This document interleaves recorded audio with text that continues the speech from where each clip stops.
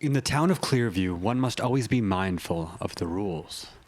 Mind you, the rules aren't written anywhere. We all just know to tip the water delivery guy in odd dollar increments, or to never run the sprinklers on days that start with T. It's just the way things are. Life in Clearview runs smoothly when everyone follows the rules. Take the oil man, for instance.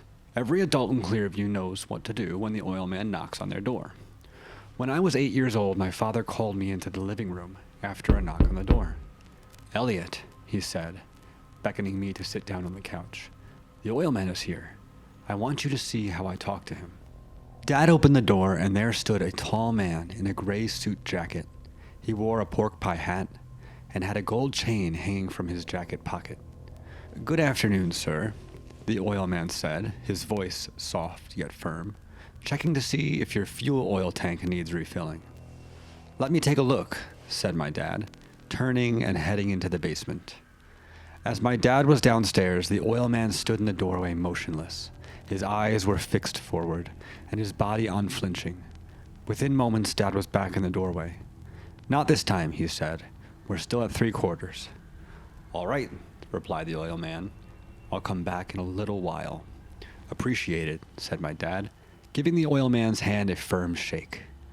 The oil man turned to leave, and my dad shut the door. "It's as easy as that," Dad said to me. "Always answer the door, check the oil level downstairs, tell him it's at 3/4, shake his hand. That's all you have to do when the oil man comes around." "Where do you go to check the oil tank?" I asked. "And what if it's not at 3/4? "Elliot," my dad said sternly, "we heat with natural gas. We don't have an oil tank." But from that day, the oil man would visit every few months, and each time my dad would have me watch their discussion. It's how we kids in Clearview learn the rules, after all. It wasn't until I was much older, maybe 15, that I had to interact with the oil man alone for the first time. It was winter break from school, and my parents were both working when I heard a knock on the door. I saw the oil man's pork pie hat through the door's upper window and ran the steps through my mind. Check the oil level downstairs. Tell him it's at 3/4. Shake his hand. I opened the door, and there he was, wearing the same clothes he had worn the first time I saw him, and every time since, not looking a day older. "Good afternoon, sir. Checking to see if your fuel oil tank needs refilling." "I'll go check," I replied, and I walked down into the basement. It felt silly to be checking on something that didn't exist, but after a suitable amount of time, I returned to the front door. "We're still at 3/4, I said. "All right, I'll come back in a little while." "Appreciate it," I said, closing the door. The sound of the door closing jolted my mind to my mistake. "You forgot to shake his hand." I flung the door open, but the oil man was gone. Sprinting out onto the front porch, I looked around to see if I could find him, but he was nowhere to be seen. I panicked. Oh no, what do I do? Dad never told me what happened if you got the interaction wrong, or how to fix it. Everything appeared perfectly normal as I made my way back into the living room. Having lived in Clearview for my whole life, though, I knew this misstep wouldn't go without a consequence. But I was 15. I would do what I could to figure it out on my own. I walked around the house, checking each room for anything out of the ordinary. Living room, fine. My bedroom, fine. Mom and Dad's bedroom, bathroom, closets, everything just as it should have been. But as I searched, an unsettling thought crept into my mind. If something were to be wrong, it would be in the basement. With a trembling hand, I reached out and turned the knob, opening the basement door. The dim, incandescent light revealed only the gray concrete floor at the terminus of the wooden stairs below.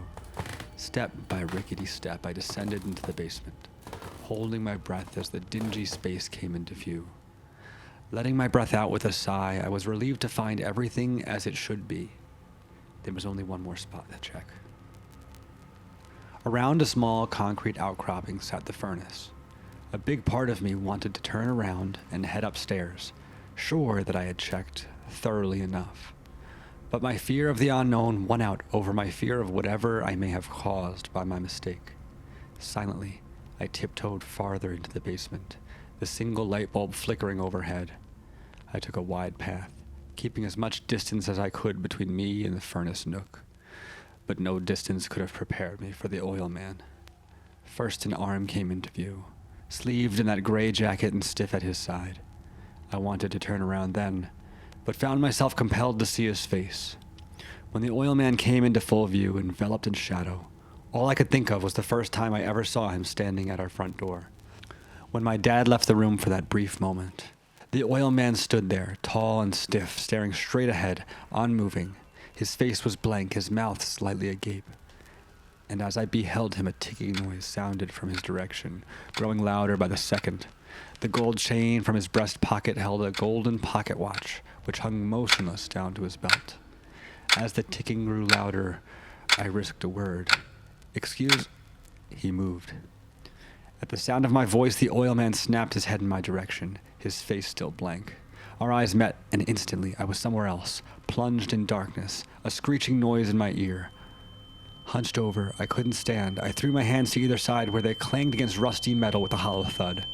The smell of fuel oil permeated my nose, filling my lungs. A lukewarm liquid rose to just below my shoulders. I could hardly breathe enough to scream, but managed a muffled moan as my thrashing agitated the liquid in which I stood.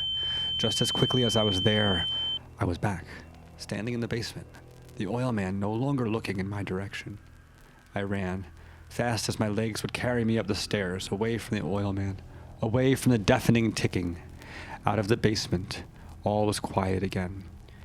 In the light, I surveyed my clothing, expecting to be drenched in fuel oil, but nothing. Catching my breath, I thought of what to do next.